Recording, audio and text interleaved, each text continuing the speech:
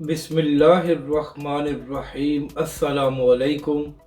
मैं हूं अली असगर और आप देख रहे हैं मेरा यूट्यूब चैनल।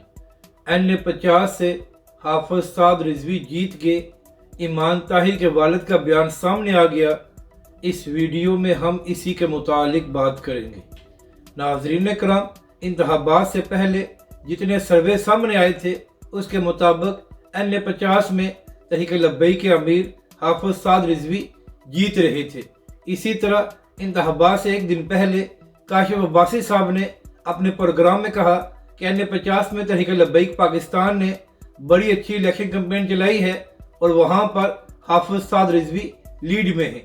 और फिर नाज़रीन कराम, जब इंतखाबात के नताइज आना सामने शुरू हुए तो उसमें भी तहरीक लब्बैक के अमीर हाफिज साद रिजवी लीड कर रहे थे। और फिर अचानक 10-12 घंटे तक N50 का रिजल्ट रोक दिया गया और जब वहां से रिजल्ट को जारी किया गया तो उसमें नून लीग के बंदे को जितवा दिया गया।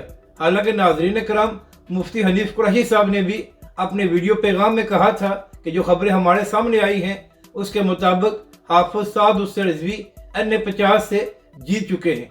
तो नाज़रीन कराम, इसी हवाले से 2 दिन पहले हाफिज साद रिजवी ने भी अपनी प्रेस कॉन्फ्रेंस में कहा था कि जो N50 के फॉर्म 45 हमारे पास है उसके मुताबिक हम वहाँ पर लीड में थे। तो नाज़रीन करम, इसी हवाले से ईमान ताहिर के वालिद का भी एक बयान सामने आया है। ईमान ताहिर के वालिद ने कहा कि N50 में तहरीक लब्बैक के अमीर हाफिज साद रिजवी और ईमान ताहिर के दरमियान मुकाबला था, जबकि नून लीग का उम्मीदवार तीसरे नंबर पर था। तो फिर इलेक्शन कमीशन ने किस तरह नून लीग के उम्मीदवार को N50 से जितवा दिया है। यानी कि नाज़रीन कराम, हाफिज साद रिजवी का मद मुकाबल भी ये बात तस्लीम कर रहा है कि तहरीक लब्बैक के अमीर हाफिज साद रिजवी N50 में तीसरे नंबर पर नहीं थे। तो नाज़रीन करम, इसी हवाले से एक बड़ी खबर सामने आई है जिसके मुताबिक N50 का रिजल्ट रोक दिया गया है और हुक्म दिया गया है कि फॉर्म 45 के मुताबिक रिजल्ट जारी किया जाए। तो अब देखना यह है कि जब फॉर्म 45 के मुताबिक रिजल्ट सामने आता है तो उसमें तहरीक लब्बैक के अमीर हाफिज साद रिजवी कामयाब होते हैं या ईमान ताहिर साहिबा।